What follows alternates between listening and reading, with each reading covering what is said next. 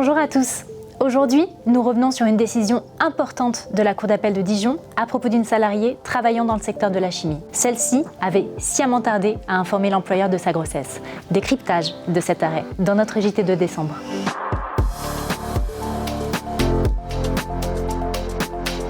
Dans cette affaire, la salariée a attendu 5 mois avant d'informer l'employeur de sa grossesse. Durant cette période, elle a manipulé des produits strictement contre-indiqués pour une femme enceinte. Déjà, à l'occasion de sa première grossesse, son silence avait conduit le médecin du travail à alerter l'employeur sur le caractère urgent d'adapter son poste de travail pour faire cesser toute manipulation de produits toxiques. La Cour d'appel a considéré que même si le Code du travail n'impose aucun délai à la salariée pour informer son employeur de son état de grossesse, elle est tenue à une obligation d'exécution loyale de son contrat de travail. En omettant d'informer l'employeur de son état, la salariée l'a empêché de prendre les dispositions nécessaires à sa protection. En effet, le Code du travail interdit formellement l'emploi de femmes enceintes pour les travaux les exposant à des agents chimiques dangereux. Il impose également à l'employeur une obligation d'information des salariés sur les effets potentiellement néfastes de l'exposition à certaines substances chimiques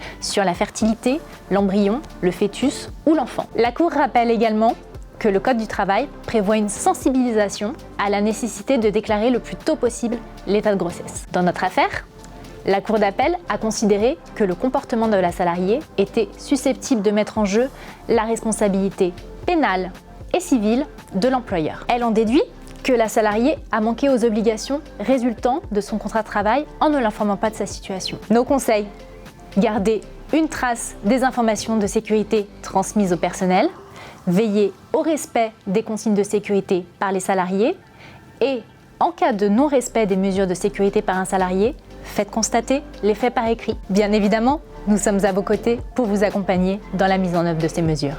À bientôt!